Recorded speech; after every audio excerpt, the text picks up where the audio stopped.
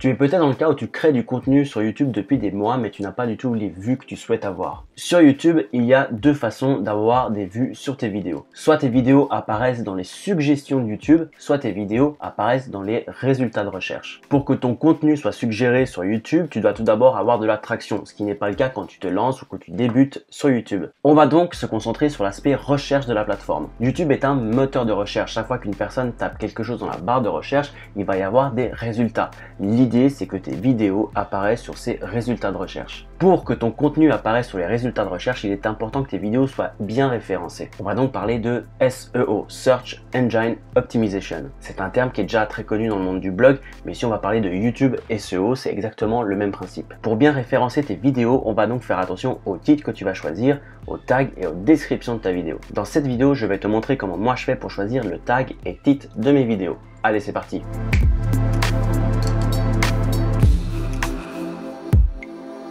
Hello, c'est Nico, bienvenue sur ma chaîne où j'aide les créateurs de contenu éducatif à développer leur audience sur YouTube et convertir cette audience en clients. Pour optimiser mes vidéos, j'utilise essentiellement l'outil TubeBuddy qui est un plugin Chrome qui a une version gratuite et une version payante. Je t'ai mis le lien de téléchargement de l'outil en description de la vidéo. Quand tu débutes, le meilleur moyen d'avoir des vues sur tes vidéos est justement de créer du contenu qui va répondre à une demande, qui va répondre à ce que les gens tapent dans la barre de recherche. Donc là, je vais te montrer comment j'ai choisi le titre et les tags de cette vidéo en particulier. La première étape qui est extrêmement importante, c'est choisir des mots-clés qui sont en rapport avec ta vidéo. Une fois que tu as téléchargé TubeBuddy, tu cliques sur son bouton, tu cliques sur Keyword Explorer et on va aller rechercher des mots-clés qui sont en rapport avec ma vidéo. Ma vidéo parle de référencement, logiquement j'ai tapé référencement YouTube comme mot-clé. La première chose que je vais voir, c'est un score ici, dans le cas il est plutôt faible, et des données un peu complémentaires. Faites attention, ne regarde pas forcément toujours le score, c'est pas parce que tu as un score élevé que tout de suite il faut choisir le mot-clé.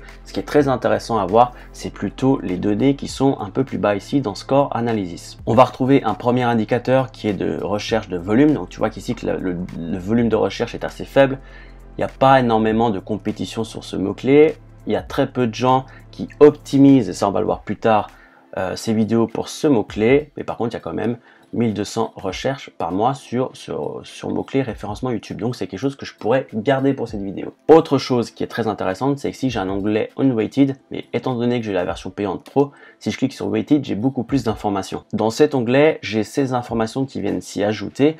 En fait, ces informations vont tenir compte de mes données personnelles, du volume de vues que je suis capable de faire sur ma chaîne. Donc on voit que habituellement j'arrive à faire 698 vues par vidéo et que les vidéos qui font le moins de vues sur la première page, c'est très important, sur la première page de recherche de ce mot-clé en font 261 et potentiellement je peux faire jusqu'à 4000 vues sur ce mot-clé. Donc la deuxième étape, c'est de trouver un mot-clé dont la barrière d'entrée est accessible. Je m'explique. La barrière d'entrée, c'est ce chiffre ici. Comme je l'ai dit, c'est le plus petit nombre de vues qu'il y a eu sur le premier résultat de recherche par rapport à ce mot-clé. Donc moi qui fais 698 vues habituellement, je peux tout à fait me positionner sur la première page étant donné que le minimum est de 261 vues. Si maintenant je prends un autre exemple, si au lieu de référencement YouTube, je prends tag YouTube, on voit ici que le volume est beaucoup plus intéressant, il y a 640 000 recherches par mois, mais on voit ici que la barrière d'entrée est beaucoup plus haute. Donc si j'essaie vraiment moi d'utiliser ce mot-clé, j'aurais de la peine parce que je n'arriverai pas à faire 3240 vues. Autre chose que j'aimerais rajouter, c'est que ces 3240 vues, c'est le nombre minimum qu'il faut atteindre en 7 jours. Alors pourquoi 7 jours? Tout simplement que quand je vais sur YouTube, si je prends ça, vous voyez qu'ici que par défaut, les résultats sont triés par pertinence. Et en fait, ce qu'il faut savoir, c'est que quand une vidéo vient de sortir, elle est beaucoup plus pertinente qu'une vidéo qui est vieille de 3-4 ans. Donc en fait, ce qui se passe, c'est quand tu publies une vidéo, pendant 7 jours plus ou moins, ta vidéo sera automatiquement en première page du mot-clé parce que justement, elle est pertinente du fait qu'elle est nouvelle. Plus les jours passent, plus ta vidéo va être de moins en moins référencée pour ce mot-clé parce qu'elle sera de moins en moins nouvelle. Elle va décroître par rapport à d'autres vidéos qui, elles, ont beaucoup plus de vues, même si elles sont là depuis beaucoup plus de temps. Donc 7 jours, c'est un chiffre qu'il faut avoir en tête. C'est vraiment le nombre de jours qu'il va te falloir pour atteindre ces 3240 vues pour ce mot-clé-là dans le cadre de mon exemple. Troisième étape, c'est que je vais choisir des mots-clés qui ont des volumes de recherche mensuels très intéressants. Par exemple, ici, tag YouTube, il a un volume de recherche de 640 000 vues par mois. C'est extrêmement intéressant, mais comme on a vu je n'arrive pas à accéder à cette barrière d'entrée. Donc je vais continuer à faire par exemple SEO YouTube. Est-ce que j'ai un mot-clé qui pourrait m'intéresser? Encore une fois, on voit que le score est faible, mais surtout qu'il y a 128 000 vues qui sont pour ce YouTube SEO, ce qui est très intéressant. Mais là encore, la barrière d'entrée est beaucoup trop haute pour moi. Et maintenant, en essayant avec le mot-clé choisir tag YouTube, la barrière d'entrée est beaucoup plus faible. Par contre, le volume de recherche est moins intéressant. Mais c'est un mot-clé qui est quand même intéressant pour moi à prendre dans le cadre de titre de cette vidéo, parce que théoriquement, il va me permettre d'atteindre en tout cas 800 vues sur cette vidéo. Ce que je fais systématiquement, c'est que je regarde ensuite pour chaque mot-clé les suggestions que me fait l'outil. Par exemple, comment choisir tag YouTube. Pareil, je me retrouve avec un mot-clé dont le volume de recherche est beaucoup moins intéressant pour moi, mais la barrière est tout à fait accessible. Donc référencement YouTube pourrait être un mot-clé que je vais pouvoir utiliser dans le titre de ma vidéo parce que justement le volume de recherche est intéressant. Donc 1200 vues par mois, c'est plus que correct pour moi. La barrière d'entrée, c'est-à-dire le nombre minimum de vues qu'il me faut pour être référencé dans la première page des résultats, est 261. Moi j'en fais beaucoup plus, donc pareil, c'est très intéressant. Et potentiellement je peux faire jusqu'à 4000 vues sur ce mot-clé. Ce qui est très important également à comprendre, c'est qu'on peut cumuler les mots-clés. C'est-à-dire que imaginons que je mette référencement YouTube comme mot-clé sur ma vidéo, ça va me permettre de faire 4000 vues. Et ensuite si je retourne sur tag YouTube, lui, il avait une barrière d'entrée de 3240. Donc si j'arrive à atteindre ces 3240 assez rapidement, je vais pouvoir me positionner en première position de ce mot-clé dont le volume de recherche est beaucoup plus intéressant, même si il est beaucoup plus difficile de s'y positionner. Mais en fait, un mot-clé va me permettre d'atteindre un deuxième mot-clé et c'est ce qu'on appelle l'échelle des mots-clés, l'échelle des tags. C'est que d'un mot-clé qui est très accessible pour toi va te permettre d'atteindre des mots-clés qui sont hors de portée de ta chaîne dans un premier temps. Et ça, c'est quelque chose d'extrêmement important. Il ne faut pas simplement mettre un mot-clé, mais il faut en mettre plusieurs. Parce qu'un mot-clé va te permettre d'atteindre des vues, qui va te permettre d'atteindre la barrière d'entrée d'un deuxième mot-clé, ainsi de suite. Et c'est comme ça que j'arrive à faire des 70 000, 60 000 vues sur mes vidéos. Quatrième étape, évaluer la compétition de la vidéo. Qu'est-ce que j'entends par là? En fait, vous voyez qu'ici, il y a un score de compétition.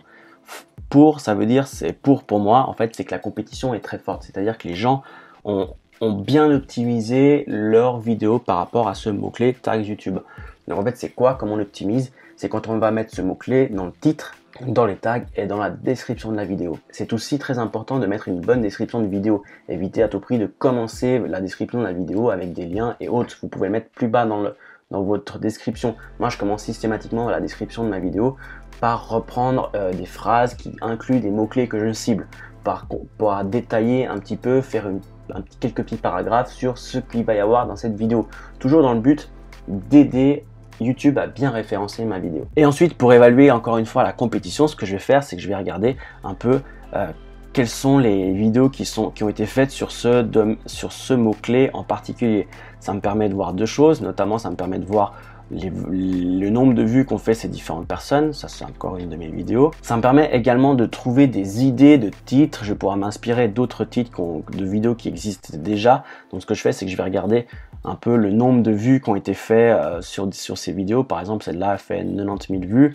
Celle de devenir youtubeur. Donc je vais pouvoir cliquer dessus. C'est quelque chose que je fais systématiquement. C'est que je vais cliquer sur cette vidéo et je vais regarder voir quel a été son titre et quels sont les tags qui ont été associés à cette vidéo, quels sont les tags que le créateur de contenu a mis dans cette vidéo. Et ainsi de suite, je vais pouvoir trouver d'autres tags et ça va me donner un panel vraiment complet de tags que je vais pouvoir utiliser sur ma vidéo. Donc comment j'ai fait, je vous la refais, c'est que je suis parti de mon tag, j'ai cliqué sur les résultats. Sur les résultats, j'ai cliqué sur l'une des vidéos qui est la première vidéo qui apparaît pour ce mot-clé.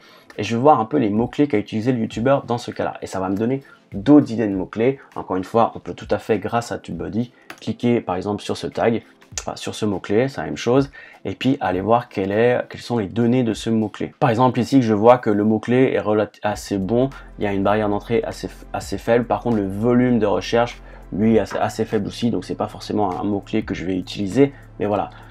En revanche, si je mets mot-clé YouTube, un autre mot-clé que j'ai cliqué ici à droite. Ici, je vois que c'est un mot-clé qui est un peu plus intéressant parce qu'il a un volume de recherche de 1000 vues il y a 1000 recherches par mois sur ce mot-clé. Et potentiellement, je peux aller jusqu'à 2000 vues. Donc, mot-clé YouTube est quelque chose que je vais pouvoir réutiliser dans les tags de mes vidéos. Une fois que j'ai tout ça, on passe à l'étape numéro 6 qui est de créer un titre qui accroche. Donc, comment va être mon titre? Donc, si je prends une vidéo qui fait énormément de vues sur ma chaîne actuellement, c'est comment faire une miniature sans logiciel. Donc, en fait, le mot-clé que je visais était miniature YouTube. Mais si je tape miniature YouTube, je sais qu'il y avait des gens qui cherchaient miniature YouTube sans Photoshop, miniature YouTube sans logiciel. Donc en fait, ça m'a donné l'idée de faire cette vidéo tout simplement parce que je sais qu'il y a des gens qui recherchent ça. Donc même si le mot-clé que je recherche à la base était miniature YouTube ou faire une miniature YouTube qui lui a un volume de recherche très intéressant, j'ai quand même ajouté sans logiciel parce que c'est ce qui donne un peu plus envie de cliquer sur ma vidéo plutôt qu'une autre. Plutôt que par exemple entre quelqu'un qui fait comment faire une miniature sur Photoshop ou comment faire une miniature sans Photoshop, je pense qu'il y a beaucoup plus de gens qui sont intéressés à faire une miniature sans Photoshop.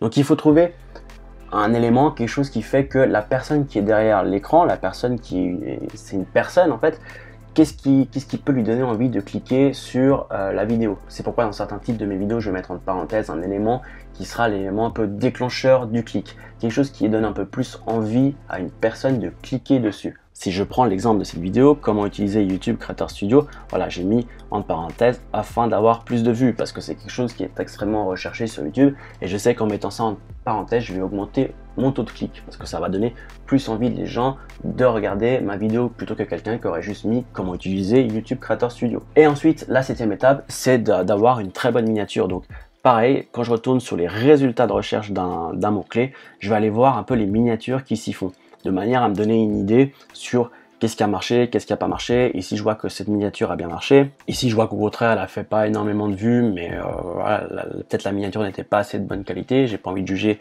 cette personne en particulier, mais c'est ça un peu l'idée. Voilà, ça honnêtement, ça me donne pas du tout envie de cliquer dessus. Donc, ça me donne un peu des idées à avoir pour mes miniatures. C'est là au contraire 1,46 million de vues. Bon, forcément c'est en Amérique, donc c'est un autre marché, mais ça peut donner des idées. À partir de là, ce que je vais faire, c'est que je vais regarder les vidéos qui marchent, les vidéos qui marchent pas, et créer ma propre miniature. Donc là, je peux déjà vous la montrer. J'étais un peu en train de bosser dessus depuis juste avant de commencer cette vidéo. Donc voilà, je suis en train de me faire cette miniature là. Elle va peut-être changer au moment où je publie la vidéo. Voilà, c'est comme ça que j'ai fait ma miniature en me basant un peu de ce que j'ai vu sur les résultats de recherche. À partir de là, tu as vraiment toutes les données en main pour bien référencer tes vidéos. Et le référencement, quand tu débutes sur YouTube, c'est vraiment la clé pour avoir tes premiers abonnés et tes premières vues. Donc du moment constant sur YouTube, il faut vraiment penser référencement, optimisation, résultats de recherche, etc. Et avec tout ce que je viens de te dire, tu auras absolument tout ce qu'il faut. J'aimerais ajouter pour ceux qui n'ont pas la version payante de TubeBuddy que ces chiffres-là, tu peux quand même les retrouver. Par exemple, 3240 vues, qui est le nombre de vues minimum sur la première page. Si je vais dans les résultats de recherche, et si je regarde la 3501, je vais pouvoir avoir une idée, 2420, je vais pouvoir avoir une idée du nombre de vues minimum qu'il me faut. Donc là, le nombre de vues minimum, si j'ai pas la version payante, serait de 2420. Voilà. 4800, entre quelque chose qui est entre 2004 et 3005. TubeBuddy, lui, le donne pour moi en version payante, mais si tu n'as que la version gratuite, tu peux également retrouver cette information. Pareil pour le nombre de vues maximum, 145 000. Encore une fois, c'est des calculs que fait TubeBuddy, c'est une moyenne. Mais voilà, l'idée, c'est que tu peux dire au maximum, il peut y avoir 90 000 vues sur ce mot-clé. Donc ça peut être très intéressant. Par exemple, ici, il y a le mot tags. Mais voilà, je vois tout de suite que c'est pas une vidéo de tuto sur les tags, donc je vais pas trop me baser dessus. Je t'encourage vivement à télécharger TubeBuddy, à l'installer et à l'essayer par toi-même. Je crois que la version pro commence à 9 $ par mois. Je te mettrai un code de réduction de 50% pour que ça passe à 4,50 €, enfin 4,50 $ par mois. Là pour le coup, pour quelqu'un qui a un minimum de budget, c'est vraiment très intéressant. Moi, c'est vraiment l'outil que j'utilise tous les jours. C'est vraiment l'outil qui m'a permis d'avoir mes premières vues, mes premiers abonnés. Et c'est comme ça. Et encore aujourd'hui, c'est grâce à cet outil que je fais 70 000, 60 000, 40 000 vues sur mes vidéos. Comparé au prix, c'est un petit investissement pour énormément de résultats. Je le recommande vivement, je le recommande les yeux fermés. Maintenant que tu as compris comment optimiser tes vidéos pour être bien référencé, la prochaine étape, ce sera à toi de faire en sorte d'avoir une bonne qualité de vidéo de manière à augmenter ton temps de visionnage, parce que comme on l'a vu dans d'autres vidéos, c'est quelque chose qui est extrêmement important. C'est ça qui fait que ta vidéo sera suggérée C'est ce que je te disais en début de vidéo. Il y a deux possibilités. La première, c'est la suggestion de vidéo. La deuxième, c'est la recherche. On commence par la recherche. Et du moment que la recherche nous donne des vues, etc., des likes, etc., et ben c'est là où YouTube va prendre ton contenu et va commencer à le suggérer. Donc en plus d'apparaître sur les moteurs de recherche, ton contenu va être suggéré par YouTube et tu vas faire encore plus de vues. J'espère que cette vidéo t'a vraiment aidé, qu'elle t'a apporté un maximum de valeur et que tu vas comprendre un peu plus facilement comment choisir les titres et tags de tes vidéos. Si tu viens de te lancer sur YouTube ou si ça fait pas trop longtemps que tu crées du contenu sur YouTube, je te recommande mon guide qui te permet vraiment d'avoir une chaîne YouTube professionnelle qui crée des vues et qui te permettrait d'avoir tes premiers abonnés. Encore une fois, le lien est en description de la vidéo. Sur ce, moi je te dis à la semaine prochaine. D'ici là, prends soin de toi. Allez, ciao.